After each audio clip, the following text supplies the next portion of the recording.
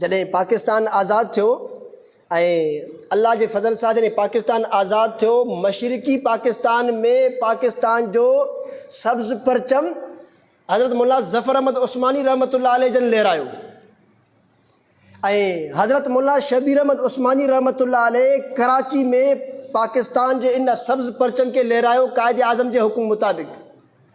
हाणे अगरि असां मंझां कंहिं माण्हूअ जे लाइ भई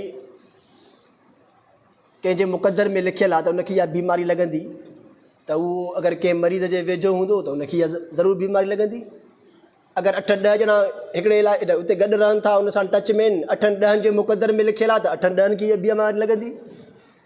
अगरि कंहिं माण्हूअ जे हवाले सां भली कंहिंसां केतिरो बि उन सां टच में रहे, मुक़दर में नाहे, त उहा बीमारी उनखे न लॻंदी।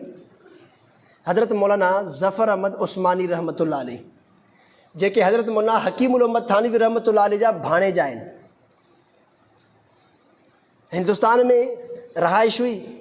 जॾहिं पाकिस्तान आज़ादु थियो ऐं अल्लाह जे फज़ल सां जॾहिं पाकिस्तान आज़ादु थियो, मशरिक़ी पाकिस्तान में पाकिस्तान जो सब्ज़ परचम हज़रत मुल्ला ज़फ़र अहमद उस्मानी रहमतुल्लाह अलैह जन लहरायो ऐं हज़रत मुल्ला शबीर अहमद उस्मानी रहमतुल्लाह अलैह कराची में पाकिस्तान जे इन सब्ज़ परचम खे लहरायो क़ाइद आज़म जे हुकुम मुताबिक़। इन मां इहो मालूम थियो त हज़रात उलमाए किराम जो इन पाकिस्तान जे आज़ादीअ में केॾो वॾो किरदारु आहे, जो क़ाइद आज़म पाण थो चवे हज़रत मुल्ला शबीर अहमद उस्मानी रहमतुल्लाह अलैह खे कराची में इहो झंडो पाकिस्तान जो तव्हां लहरायो। इन मां हज़रात उलमाए किराम जी इहा तारीख़ साबित थिए थी, इहा महिनत ऐं किरदारु थो साबित थिए उन्हनि जी केॾी वॾी महिनत आहे पाकिस्तान जे आज़ादीअ में, इब्तिदा खां अल्हम्दुलिल्लाह। हाणे हज़रत मुल्ला ज़फ़र अहमद उस्मानी रहमतुल्लाह अलैह जॾहिं पाकिस्तान आज़ादु थियो, उन्हनि बि हिजरत कई, टंडो अल यार में उन्हनि पंहिंजी ज़िंदगी गुज़ारी, उते राइश पज़ीर थिया ऐं हिंदुस्तान इलाइक़ो हुयो पंहिंजो पुराणो, उते हिंदुनि सां ताल्लुक़ बि हुयो, छो त माण्हू दिली मुहबत न ईअं ग़ैर मुस्लिमनि सां हिंदुनि सां ताल्लुक़ रखी सघे थो ऐं उन में बि नियत इहा हुजे त अल्लाह तबारक व ताला मूंखे ज़रियो बणाए जो हे माण्हू मुंहिंजे वजह जे करे इस्लाम जी दौलत सां मालामाल थी वञे।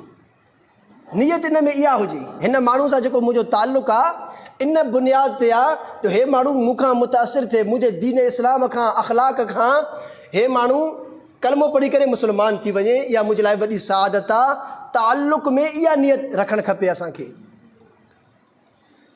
त हज़रत मुल्ला ज़फ़र अहमद उस्मानी रहमतुल्लाह अलैह जो पंहिंजे इलाइक़े में हिकिड़े हिंदू सां ताल्लुक़ हुयो।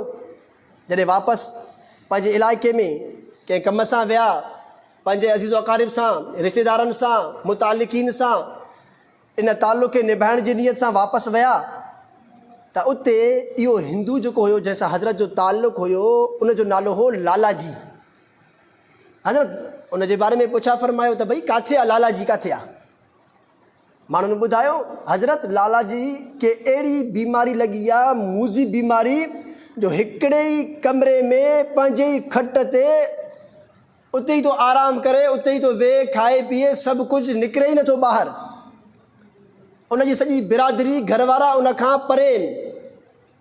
त हज़रत जॾहिं उनजे घर पहुता, मालूमात वरिती किथे आहे, सिधो हलियो वियो उन लालाजी जे कमरे में, उनजी इयादत कई, तीमारदारी कई, तबपुरसी कई, उनखां उनजी तबियत पुछा कई, त उहो लालाजी परेशान थी वियो।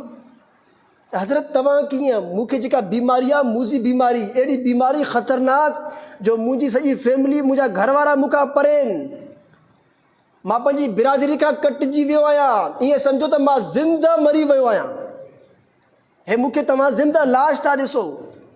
ऐं जेका मूंखे अद्वियात, खाधो खुराक, मानी पाणी जेको पहुचायो वञे थो, कहिड़े तरीक़े सां हज़रत फरमाइनि था, मां ॾिठो हिकु बांस जो लकिड़ो आहे, उन में या कुंडी अटकियल आहे, उन में बाल्टी ॿधी करे उन लालाजी खे घरवारा छा था कनि, परे खां धिको ॾेई करे इन बाल्टी जे ज़रिए सां मानी था पहुचाइनि, दवाऊं था पहुचाइनि, पाणी था पहुचाइनि, ऐं हज़रत वञी करे सिधो हुन सां गॾु वेठो आहे। जॾहिं उन हज़रत खे पंहिंजी बीमारी जे हवाले सां बाख़बर कयो, हज़रत फरमाइण लॻा असांजे दीन इस्लाम में ईअं कोन्हे, काई भी बीमारी पंहिंजो पाण अज़ ख़ुद ॿिए खे न आहे लॻंदी जेसीं ताईं अल्लाह जो हुकुम न अचे। अगरि मुंहिंजे मुक़दर में तक़दीर में इहा बीमारी लिखियलु आहे मूंखे लॻंदी, मां चाहे तोखां केतिरो बि भॼां। अगरि न आहे लिखियलु त मां भली तोसां गॾु वेठो आहियां, टच में वेठो आहियां, मूंखे इहा बीमारी न लॻंदी। त हज़रत फरमाइनि था लाला जी जे दिलि में दीन इस्लाम जो दाइयो पैदा थियो, जज़्बो पैदा थियो ऐं चवणु लॻो त हज़रत मूंखे लॻे थो असांजो जेको मज़हब आहे कूड़ो आहे, तव्हांजो जेको मज़हब आहे सचो आहे, लिहाज़ा हाणे मूंखे जल्दी कयो कलमो पढ़ायो, मां कलमो पढ़ी करे मुस्लमान थी वञा। त हज़रत उनखे फ़ौरन छो त ईंदो आहे त जेको माण्हू अगरि कलमो पढ़णु चाहे उन देरि न कयो, उनखे जल्दी में कलमो पढ़ायो। हज़रत अली रज़ी अल्लाह तआला अन्हु खे छा फ़रमायो साईं जन?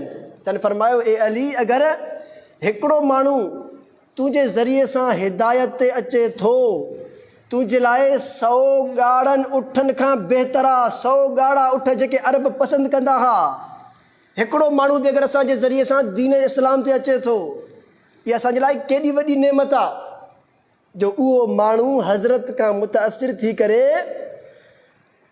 कलमो पढ़ी करे मुस्लमान थो थिए। इहो छाजो नतीजो आहे? साईं जन जे तालीमात जे मथां अमल करण जो नतीजो आहे। उन नबी करीम सल्लल्लाहु अलैहि वसल्लम जे तालीमात जे मथां अमल कयो।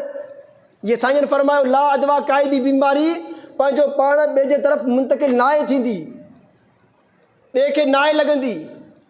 इन साईं जन जे हुकुम खे, अमल खे हज़रत मौला ज़फ़र अहमद उस्मानी रहमतुल्लाह अलैह जॾहिं अपनायो त इन तालीम जे मथां अमल करण जो नतीजो इहो निकितो जो लाला जी कलमो पढ़ी करे मुस्लमान थियो, दीन इस्लाम खां मुतासिर थी करे। त अल्लाह तबारक व तआला तव्हां असांखे बि अहिड़े तरीक़े सां दीन इस्लाम जे मथां अमल करण जी तौफ़ीक़ अता फ़रमाए।